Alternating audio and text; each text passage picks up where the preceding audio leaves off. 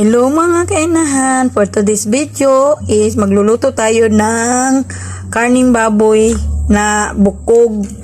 Bukog akong gigamit kay gusto na ko magsabaw ko og bukog. Dara atong ingredient is natay mais, gabi, atong kalamasan is bombay, luya, na sili haba, atsal, sibuyas dahon og ang ato ang pichay.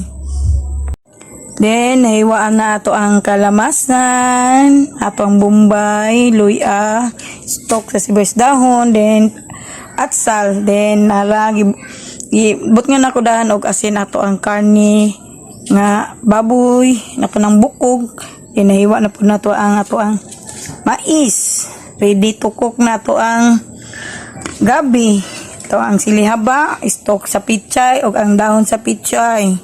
Then, start naman ko, nagtakang naman ko sa ako ang kuan, nagpabukal na po ko sa tong ini nito. Then, mag-add na ta sa to ang lamas. O kato ang karni. Sabay na nakutanan, kaya rong sabay o luto jud.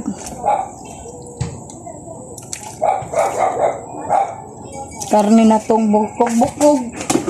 O ang mais o ato ang gabi. Gusto na ko nang mahumok gani na mapisat na siya, kay gusto na ko malapot ato ang sabaw. O na to ni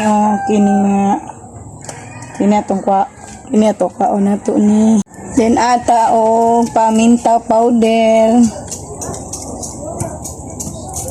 Then paminta buo.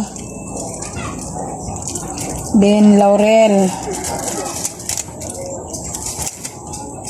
Then mag-add na ta pampalasa. Add kog asin. Sakto-saktoon sa nato. Gina na po ining aw-aw mga kairuan. Then MSG or bitsin. Then ginisa mix. Yan na ko ato ang gabi para lapot siya ba. Mag-add ko og pork cubes. Then mag-add ta sa stock sa pichay o ang sili haba. Na to ni ato ang kulay na pichay. Yan, luto na ato ang sabaw sa baboy na bukog-bukog.